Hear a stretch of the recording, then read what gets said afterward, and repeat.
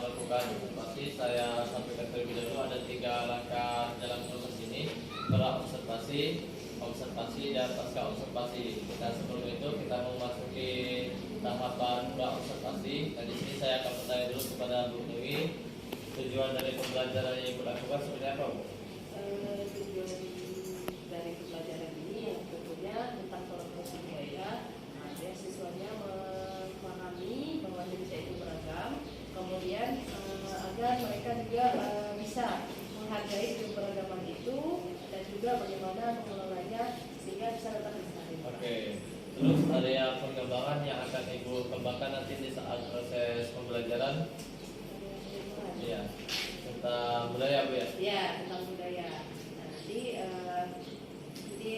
siswa diberikan satu presentasi tentang ini kolaborasi dengan budaya.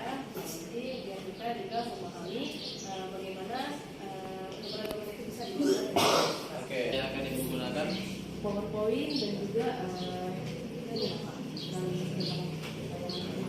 Oke, saya ya Bu, apa yang Ibu harapkan nanti di saat proses pembelajaran itu berlangsung?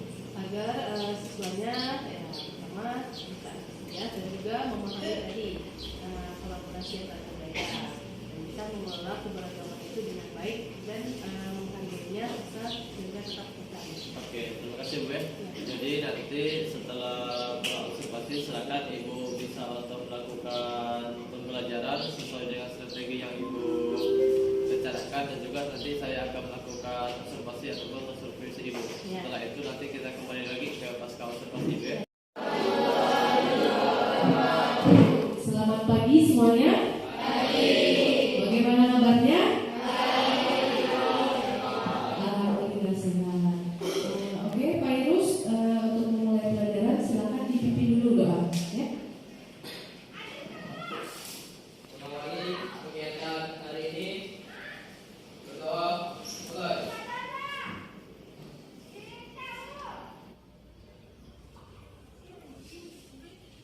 Berdoa selesai. Baik. Hari ini siapa yang tidak hadir? Hadir semua? Siapa? Hari ini yaitu tentang kolaborasi antar budaya di Indonesia. Nah, sebelumnya beberapa minggu yang lalu kita sudah membahas kan tentang keragaman identitas, suku, agama, dan lainnya, ya. Nah, sudah Ibu ajarkan tentang identifikasi suku-suku, rumah adat, pakaian adat, apalagi masakan, ya. Nah, sudah selesai semuanya. Nah, hari ini kita akan mempelajari materi tentang kolaborasi antar budaya di Indonesia. Nah, adapun tujuan pembelajarannya, peserta didik mampu menjelaskan Indonesia sebagai sebuah negara yang terbentuk dari keragaman budaya. Melalui pembelajaran di unit 3, peserta didik juga diharapkan mampu mengidentifikasi pentingnya melakukan kolaborasi yang ada di Indonesia. Setelah itu juga diharapkan kalian memberikan respon atas kondisi dan keadaan tidak baik yang ada di lingkungan. Pagi, luar biasa, tetap semangat. Oke, siap belajar ya? Siap. Nah, apa itu kolaborasi? Ya, kolaborasi. Apa sih kolaborasi? Ada yang bisa jawab? Ya, kolaborasi. Ayo, apa itu kolaborasi? Mari dibaca. Ayo, kolaborasi.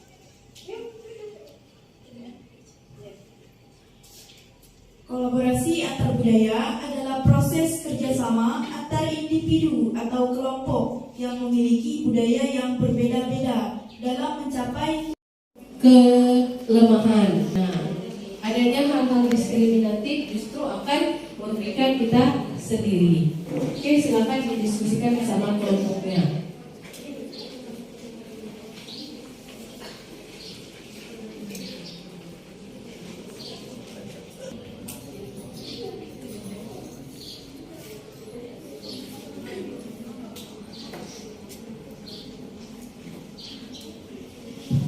kira kalau keberagaman kalau tidak dikelola dengan baik akan menjadi sebuah kelemahan. Nah, apa kelemahannya? Kemudian kalau bisa dikelola dengan baik, apa kekuatannya? Ayo.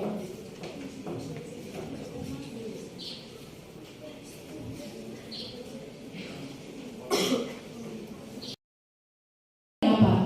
Yang bisa bersifat dia menguatkan dan juga dia bisa bersifat untuk melemahkan. Kalau kita bisa mengelola itu dengan baik, bisa menghormati, menghargai, maka alangkah indahnya keanekaragaman itu. Ya, sebagai suatu kekayaan bangsa Indonesia, ya kan?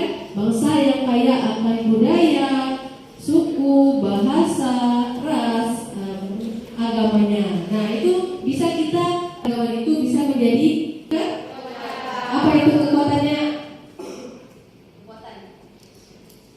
Pelajaran hari ini sekian dulu ya. Nah, kesimpulannya keberagaman harus kita maknai sebagai sesuatu yang indah ya, sesuatu yang indah bisa kita kelola dengan baik, tanamkan toleransi dan juga saling menghargai, hilangkan diskriminasi agar terciptalah kolaborasi antar budaya di Indonesia dengan baik, sehingga nanti ide-idenya muncul untuk bagaimana menciptakan prakarya kebudayaan yang tentunya baik juga ya, dan dihasilkan dengan ide-ide dari berbagai budaya seperti itu ya.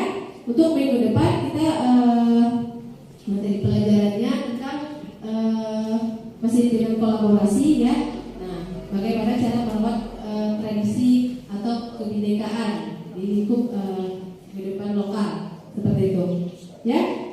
Oke, untuk hari ini untuk mengakhiri pelajaran hari ini kita ucapkan alhamdulillah.